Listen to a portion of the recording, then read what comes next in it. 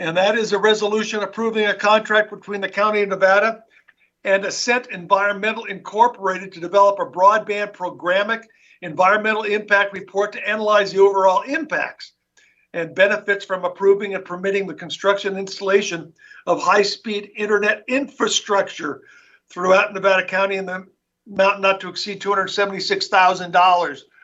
This is exciting. Go ahead, Steve. Good morning, Chair Miller, honorable board members. Steve Monahan, your Chief Information Officer.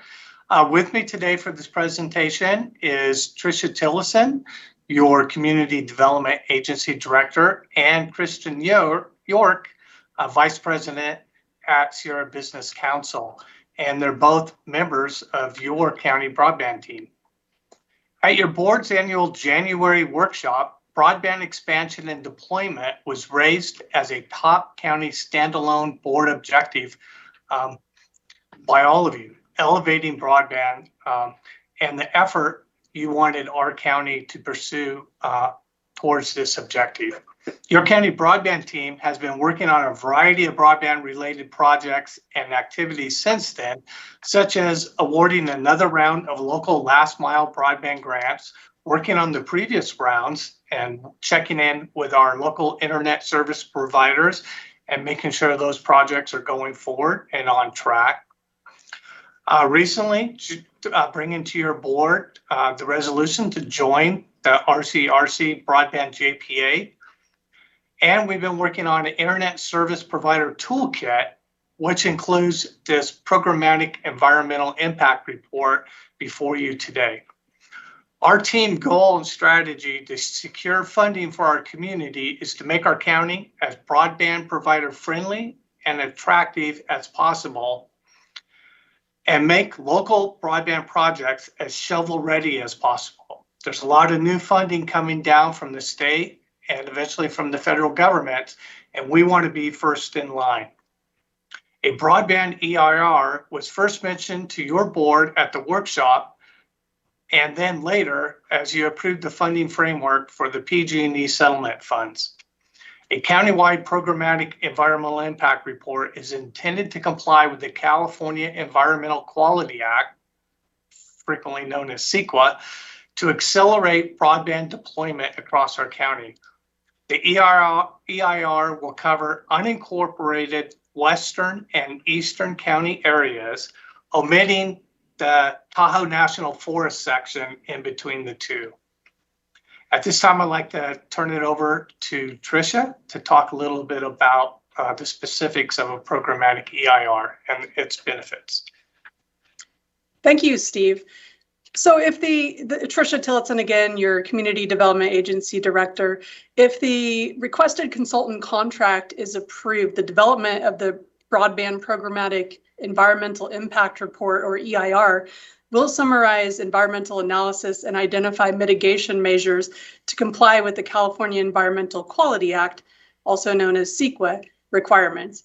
This will allow broadband projects to be made easily shovel-ready by utilizing the CEQA document and corresponding mitigation measures and development guidelines that will be developed as a result in order to comply with CEQA.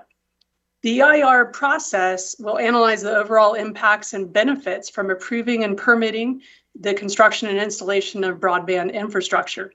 Nevada County will be the CEQA lead, and the consultant, Ascent Environmental Incorporated, will evaluate the potential environmental impacts from above and below ground construction and installation of broadband for several areas in Nevada County, including the area in the proposed spiral fiber project, which proposes to provide broadband to about 10,000 homes and 400 businesses in Nevada County.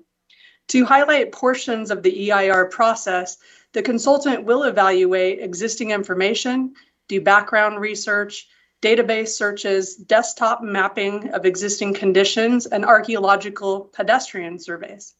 So that means actually going out and surveying the areas. As mentioned, the programmatic EIR will allow projects to be more easily made shovel-ready by clearing hurdles for future projects and, one, providing a reliable foundation and acceptable methodology to assess impacts for any specific broadband project. Two, identifying known environmental and cultural assets. 3, developing preservation measures and mitigations, and 4, informing the development of processes and procedures to streamline the project approvals and permitting. Results of the programmatic EIR include minimized duplication of efforts for common impacts that every broadband project would see, saved time and money for the county and applicants, resulting in greater government and economic efficiencies, digital equity for Nevada County residents, identification of Nevada County as a friendly and attractive location for broadband expansion, positioning of broadband projects in Nevada County for funding opportunities, and overall more broadband capability in Nevada County overall. So now I was going to pass this to Kristen York, again, the Vice President of Economic Empowerment with the Sierra Business Council. Kristen. Thank you, Tricia. Thank you, Steve. Good afternoon, Chair Miller and Supervisors. Thank you for this opportunity. So this programmatic EIR the time is of the essence with this situation. And it is a big deal. This will be the first programmatic EIR in the state of California. It's heavily supported by the California Emerging Technologies Fund, Sunny Wright McPeak. Very interested in seeing this done. It will provide a model for other counties. But the reason that it's so important that Nevada County is first out of the gate is that there will be a very intense competition for the money that is coming from the state and Fed. It's true, there are literally billions of dollars being earmarked for broadband at the state and federal level. And there's already a feeding frenzy of developers and jurisdictions positioning themselves to access this money, tracking where it's coming from and what the criteria is. So this intense competition for the funding will depend on the readiness of the projects. So something to consider is that we're already seeing a shortage of broadband construction capacity, meaning developers that are ready to go and have the labor. We're seeing a shortage of materials, in particular fiber optic cable. So just simple economics, demand will exceed supply. And when this money hits the streets at both the state and federal level, that problem will be exacerbated. So in light of that situation, it behooves Nevada County to make every effort to be at the front of the line for the funding. And this requires two things. Number one, that broadband is a key element in your SEDS, which you have done. Number two is to be as shovel ready as possible for projects so that you have a higher likelihood of success and can maximize funding opportunities.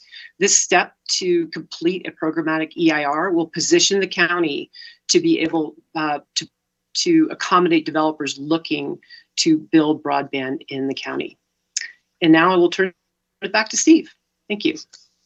Thank you, Kristen. Thank you, Tricia. Sunny Wright McPeak from the CETF has been working with us closely. The CETF awarded the county a $50,000 grant to help move this project along. Adding to that would be $226,000 from PG&E settlement funds, and that will cover the cost of the contract with the Scent Environmental. And at this point, I would entertain questions for our panel from your board. Thank you. Yeah, I really appreciate you guys hitting all my bullet points before I had a chance to talk. You know, no duplication, efficient, shovel-ready, competitive, money on its way, first in line. Thanks, Kristen, for the first in line. I was really counting on being able to say first in line, but also the RCR JPA. And so I like the fact that our county is so, how do I say this? Besides innovative, so proactive in going after this, where other counties just kind of take their time. We actually jump on it, and that's a credit to you, Steve, Tricia, and Kristen for being available to jump on these issues. Okay, so I'm done. Heidi. Thank you. Yeah, those are all my bullet points too. That's awesome. Thank you for continuing to push this priority forward. It's just been nothing but thrilling to see how this county and you guys up at SBC, Kristen, have been just at the forefront of helping us get there and not waiting for the state or the feds. Although now we are waiting for the money, but that's good news. So the one question I had, the one thing I did not hear, I'm going to assume it's covered, but I just want to double check, is that this JPA we're talking about is a future thing. And so will this CEQA analysis cover what the potential JPA would be doing as well, so that we don't have to go back on that? Yeah, yes, Supervisor Hall. So the environmental impact report is a local piece for projects that are going to be locally constructed to get approved through the county planning department. So it would, any project that comes out of the JPA would still have to go through local project approvals. It would still need some kind of an environmental impact report? Yes. So what is it? So this just covers the planning and implementation, or? Supervisor Hall, I might chime in here. This is Tricia, the CDA director. And so what this will do is this will simplify the process. So it's very possible that some projects would be completely covered with the CEQA document. And that's really our goal. Worst case is they might have to tier off of this environmental impact report if they're going into an area that we did not study with the CEQA document. So the plan is basically they're going to use the CEQA document for their environmental impact analysis. Great, that's what I was hoping for. And then we're just worried about, I guess we're just worried about Nevada County, but could it cover other places based on the JPA potentially? Probably not. I mean, this EIR, well, and I should say really no, Okay. Could other counties utilize a lot of the same data? Potentially, because some of the impacts may be similar, but this is going to be very specific to Nevada Okay. County. Yeah. Okay, so then let me rephrase that. So no matter what happens with the JPA, we're covering ourselves, the county, regardless. Okay. Correct. And having a local programmatic EIR will only accelerate and put us at the head of line with the JPA projects, because we'll be Right. first in line. That's exactly right.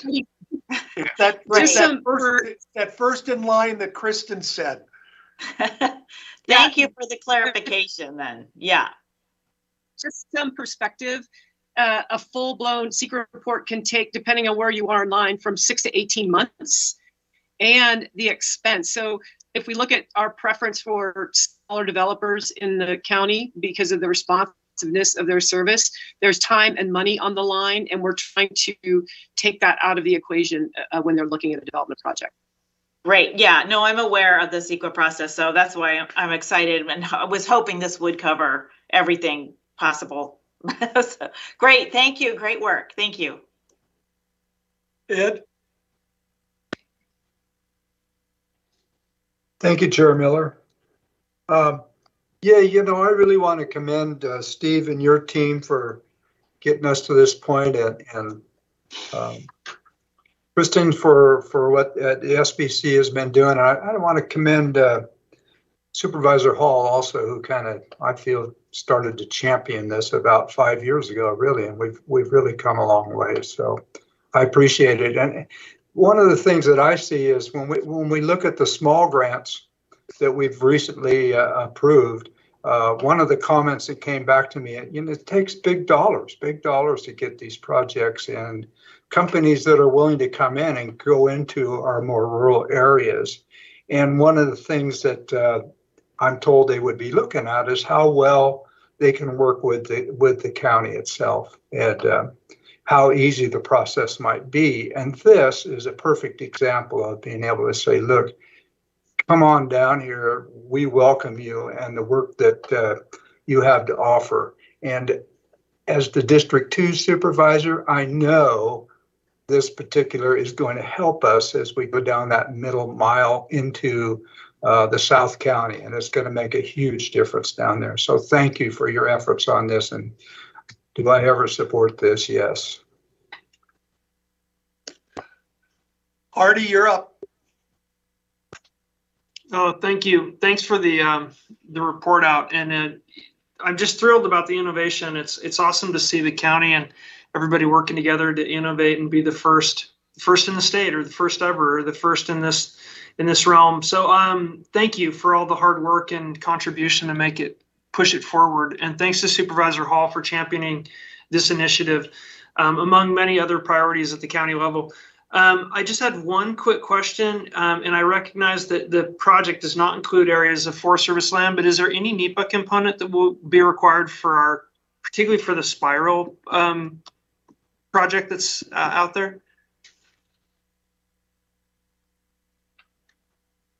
Most likely not. I mean, that is something, so we're mainly aiming for CEQA, but fortunately, usually when you do CEQA, you're covering NEPA too, for the most part. If there were specific funding though, and that's one of the things that, if a different funding source comes down and it's something that we haven't covered in the CEQA document, it would be hopefully a simple amendment or tearing off of this document to comply with those requirements. Okay, great. That answered my questions. And thank you again. Job well done. It's Hardy. Sue? Another really important thing to note is that the preference on the programmatic EIR is for fiber to the extent that it's applicable. When we get to the areas we can't build, we'll go to an alternative technology. Forest Service land, you wouldn't lay fiber. It would typically be served by cell service, which is not outside of the scope. Yeah, thank you. I was thinking about those areas in unincorporated Nevada County and District 5 where you've got Hurstdale and Dog Valley and some of those other areas that are being served with a different type of technology that you mentioned. But I just wasn't sure if there was anywhere else I hadn't not remembered that we would cover it on the backbone of that fiber portion. But yeah, thank you for the clarification. Sue? Oh, thanks, Dan. Well, I would just echo everything that said. And again, shout out to Heidi. She's worked on this from day one. She's been to Sacramento. She's been back at CSAC. She's been all around making her voice. And I appreciate it because her and I were working about AT&T and the issues we have with no landlines and then it all ties into public safety and how we have our work with our code red and all those things. So this all ties in together. So I'm really excited about it. And same with Steve, Tricia, everyone that works on it. Steve's known up and down the state for his being so involved in this. Steve Monahan's a name to be reckoned with. And we appreciate that. That's huge. And Kristen, I mean, are you guys working as a team? It's just amazing to me how much a small community like this can really move forward and be standing out in the state of California as we move forward. So I just want to thank you all for that. I know my little area of Penn Valley, and we get to North San Juan, we are challenged. And, my MAC is really researching what we could do because those shovel-ready projects, like you said, those are going to be key. That's how we'll really get to move forward. So again, I'm really excited about this and of course support 100%. And so far, there's been 15 counties that have officially joined the Golden State Connect Authority, JPA. And so that's moving forward. And also on the 14th, which is Thursday, there's going to be a webinar on the state middle mile with RCRC with the CPUC. So Steve knows about that. And so that'll be coming up on Thursday with RCRC. Okay. Oh, let's see. Let's open this up to the public here. Julie, we have public comment on this item? Chair Miller, I believe we have one individual in the chambers that would like to speak. Perfect.